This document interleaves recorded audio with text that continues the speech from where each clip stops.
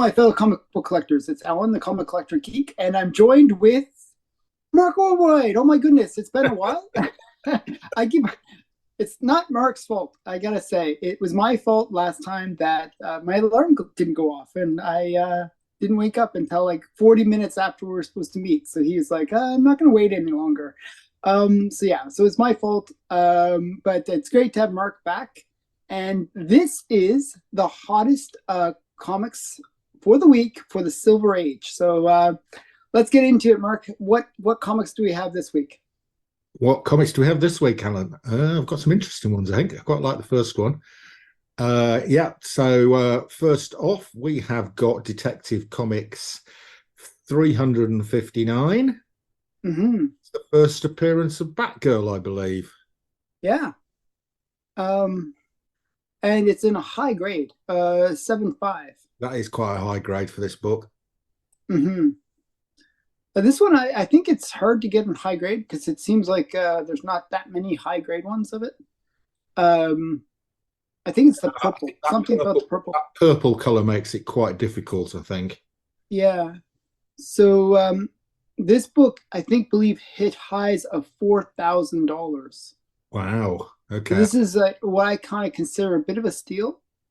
A bit of a steal. Go collect. What was it? 7.5? 7.5. So how many copies altogether, first of all? How many copies altogether? There are 3187. Okay, so actually fairly common compared to most DC. Most DC, it's around like 1 to 2,000. So this is a little bit more similar to like a Marvel. This was at the height of the Batman TV series. That's true. That's true. This was a character that was created at the request of the TV producers. Yeah. So actually, I really liked her in the TV series. Yeah. So I'm not surprised this one's got a decent number of copies, and also returns were much lower. So returns, because I looked at the returns data for this, and whereas returns were running about 60-70%, they sort of went right down to about 30% returns during the run of the Batman TV series. So the ones around this time are much more common than before and after. So yeah, but still 3,000 is not. It's not huge. It's not huge. It's more than most DC comics around this sort of time. So you'll notice this one is on the trend line overall, but it is way down from that peak. Yeah, it's the COVID blip. It's on the trend line, I think. I think that's about right. Yeah. So I feel bad for anyone that bought it. But when they bought it, if you look at the date, I believe it's like May of 2022 or something like that. Is that right? March 2020. March 22. So that's actually after the COVID peaks. Yeah, I think of the COVID peaks being like August, September of last year. Look at this little of 2022.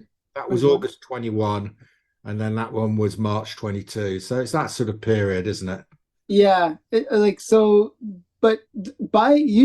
think by the end of 2021 there was a huge correction that was happening. This one, I'm surprised that it lagged a bit. You know what I mean? I think DC in general lagged a bit compared to Marvel. So yeah, but I still think this is a great deal. I think DC books are way underrated. I think that's pretty major good. But I think at $2,000 for a 7.5, that's a pretty decent buy. If you look at the higher grades, there's not that many. You know, of the 3,000, there's only 250, 300, 400. There's only about 450 those higher of 7.5 or higher. So this is. I think that's a good buy. Yeah, I think it's one of those things where the purple really makes it hard to get it high grade. Especially it's like really dark. It's actually darker purple along the border. Yeah, it is. So any spine tick will show. No, I had one of these. This was one of my ones that I bought back in the 80s and 90s for about 10 quid. Oh, really? Yeah, but I sent it off to get it graded a couple of years ago, and it came back 4.0 restored. Oh no! Yeah, somebody done some color touch on that purple border. So it's minor, it's fairly minor restoration, but it's still got a restored grade, which is really annoying. Wow. But you're rare. You have a rare copy because it's one of 50 that are restored.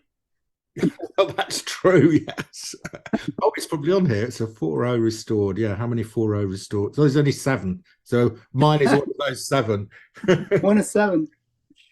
I'm not sure if that makes it more valuable or not. But So so Batman Detective Comics number 359. First appearance of Batgirl. indeed. Before she has a nasty accident in Killing Joke. Right. Yeah, exactly. Hey, what's number 2? Oh, we've Or had this number one. 9. Had this one recently. So it's Showcase 8. It's the first appearance of Captain Cold, is it? Captain Cold? Captain Cold, that's right. So I always interested in how these showcase books perform because they are like DC, unlike Marvel. Well, Marvel would do Marvel Presents or Marvel Premiere and stuff like that, where it would introduce new characters. But this DC would do it through Showcase. Yeah. It brought back the Flash in Showcase. There's a bunch of characters that it brought into Showcase. So Showcase 8 is one of those major books for the Silver Age, actually. Yeah, and that's quite a decent price, isn't it? If you compare it to yeah, when I saw the price, I was like, I got to put this on the list. It's 456 for 6.5. Now let's have a look at that. I think this is right on that trend again. It's not a super jump, but so 6.5. That's about right. Yeah. Yeah. Okay. Like if you know, if you look at just the blue, it's right on that line. Yeah, it's not. It's fine. Yeah. Yeah. Right, isn't it? Yeah. Yeah. On the sort of trend line, it didn't do a huge blip in cut. Well, it didn't because no copies sold. Yeah, I mean, this book is rare. Like, if you look at the census on it, it is fairly rare. Well, actually, Alan, I'm not sure about this because the last one of these sold back in 2017 for 4. Mhm. I would have hoped in 6 It years would have gone up a bit. it would have gone up a bit. Yeah, I don't know why it That's didn't. a bit disappointing. Yeah, it's lower on the list for that reason, actually. But I think it's still within the trend line. Yeah, I think it's under. Because if you go Yeah, 2017, you would have expected a bit of a yeah, rise. you would expect maybe around 5,000, I guess. Yeah, 5.5, I'd have said. Over 6. Yeah, Yeah. So I think that's quite a good deal. I think somebody's got themselves a deal there. If you buy a blue chip comic like this and you're buying it for less than somebody bought it for 6 years ago, I think that's not bad. yeah, yeah, that's true. A lot of the books, because that ignores the COVID bump. You can look at the whole trend at that point. Usually, they would either double or triple in that time period. Because if you look at the previous 7 years, this book sells every 7 years, Alan. So yeah, it's like really, as I said, it's rare. One before that was 2010, and between 2010 and 2017, it doubled, over doubled. So it's had I think that price is, I think that's a good. Somebody got a deal there. I think the next one will sell for over 5. What's the census on this? I think it's around 1,000. I'm pretty sure. It's less than that. It's 351. Wow. Well, I knew it was a rare book. Yeah, That's I didn't realize it was that rare. But very rare. Very rare. Somebody's got a deal here, I think. yeah, this is almost like golden age level of rarity. Yeah, it is. Yeah, but very interesting one. Like the thing that I always noticed about this book is in low grade, it's actually still a pretty pricey book, like a couple $1,000. Yeah, because it's so rare. Yeah, I always wondered why. I guess that's answers my own question. I didn't realize it was that rare. Yeah, I thought it was maybe around 1,000 of these on the census. No, quarter of that.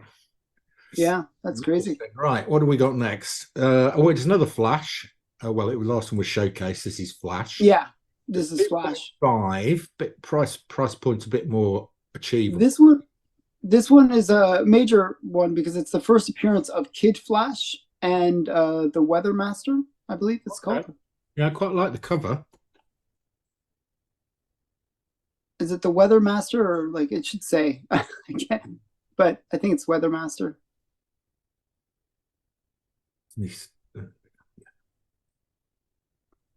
Beers Book Center. Or Weather Wizard, maybe. Yeah, Weather Wizard.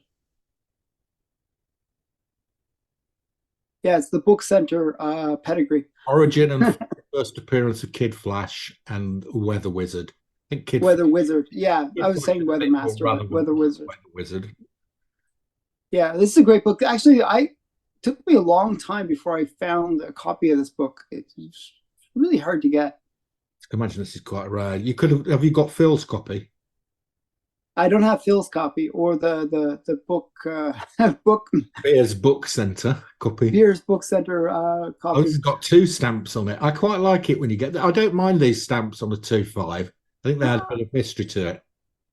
Yeah, I'm not sure if I like that big stamp. It's just a bit too much. Right. So what was that? 400 and something? 408. So 2.5, 408. That's about right. Yeah, it's a little bit down actually, I think. Down, yeah. A bit down. Not much, but it's in that range. Yeah. But if you look at the trend, it's all over the place. This is like one of those books where it doesn't have a consistent trend line. How many of this are there? There's actually more of this than there were of the previous one. That's interesting. There are six. Yeah, but still really rare. 600. Yeah, still a low count. Yeah, 600 for the census is really, typically, like for people that are not familiar with the Silver Age in terms of census counts, if you're looking at a Marvel book, you're looking at anywhere from 3,000 to 5,000 is kind of a typical Marvel book. A typical DC book is around 1,000 to 2,000. And we saw that with the Bat one, that it was like 3,000. That's actually on the higher end of the books. But you can see that these books are really rare. Like, I mean, and I think as this, whenever I did the analysis of DC versus Marvel, like if you take similar level characters and then you look at the number of books, it's like 1/10. It's always like just rare, that much rarer, and the prices are always 1/2. So it doesn't make any sense on the typical scarcity level. No, agreed. So, right, so that's an interesting one. What do we got next? Oh, here we go. We're into some spots. This one I was just curious about, just because the Craven movie. That's it's typically during COVID, whenever there was a movie announcement, the books would just jump through the roof, right? Well, this is the first appearance of Craven the Hunter. Yeah, it is. And unfortunately, it's one of the worst Craven the Hunter covers. The ones. I know later are better. Yeah, exactly. Yeah, it's still. I mean, he's on the cover at least. It says Craven the Hunter. It's not a bad cover. No. And this is. He looks a little goofy, in my opinion, but. But it's this Ditko, isn't it? Yeah, I'm pretty sure. Special guest star, the Chameleon. Mm-hmm. No, the Chameleon is the Craven's brother. Ah, there we go. So that's a bit of a spoiler for the movie that's coming out, that there potentially could be the Chameleon in it. Okay. So how did this do? Craven the Hunter. Sorry, Spider-Man 15.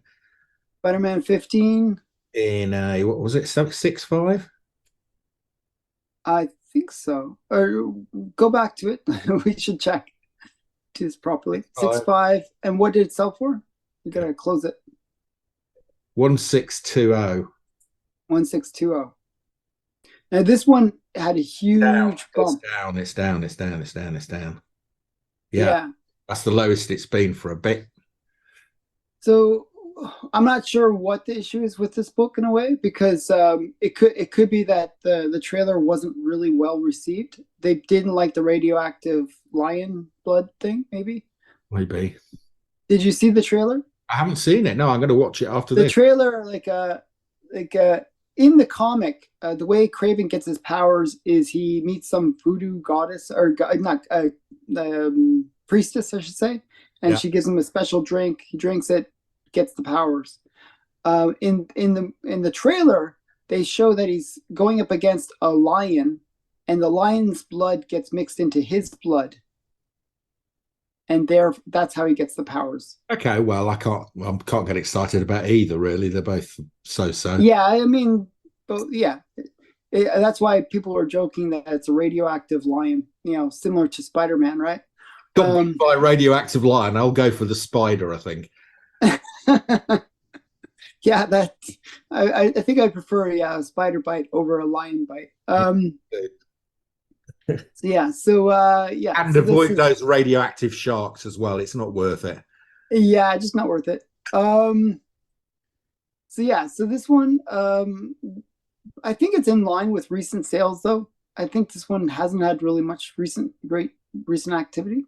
Like, what was that eBay sale? I can't see it. That sold on the 24th of June for 2,500. So this. So it's even down off that. Way down off that, yeah. Wow.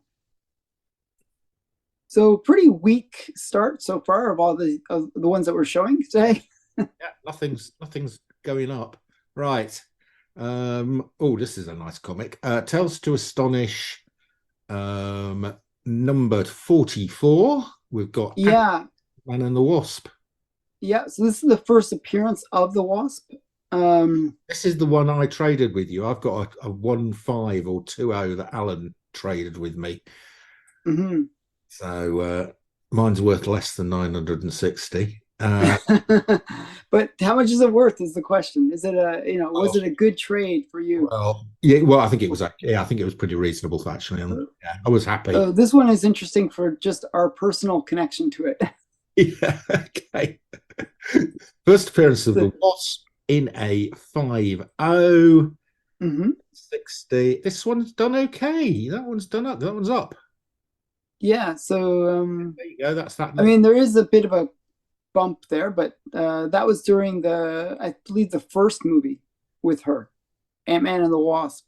This what this? Yeah, that little bump at the beginning there. This book didn't really have the COVID bump, where you see the crazy bump. They don't sell over COVID, and then they don't get a COVID bump. This was sold regularly. This didn't have a COVID bump for some reason. Yeah, I don't know why. So I mean, there's only this one for Marvel as this, looking back at the census again, there's 1,100 Universal Blue Labels. Yeah. That's fairly rare. I mean, again, this is not a common book. I don't believe, this is sort of that mid-run of Tales to Astonish. So, it's not like, it's going to be massively printed. But it is kind of a major one that, if people have it, they'd probably get it graded. So it's a pretty rare book for Marvel, I would say. Yeah. Only 1,100 copies. And it's nice. It's a major character. Wasp counts as a bottom of A list, top of B list character, doesn't she? So yeah, definitely. And I don't think she's done as a character in the Marvel series. I think they are trying to create. There's a Wasp 2, isn't there? There's another van. Yeah, I think they'll have an all-female female Avengers group at some point based on the way that they've sort of set up a bunch of characters. Yeah. So yeah, that's okay. I quite like that. Yeah. I think that's the end of your 5, Alan. That's the end of my 5. Now I kind of put the bottom 5. So at this point, this is the only book that really, performed reasonable. The ones that are on your list are actually perform much better. So you got the better of the two lists. I've got the good news. I've got the good news. The good news. So we did the bad news. Let's see the good news by going over to Mark's channel and seeing the next 5 on the list. So thanks, Mark, for being back on my channel, and we'll see you on your channel. Yeah, and thanks, Alan, for getting out of bed for me.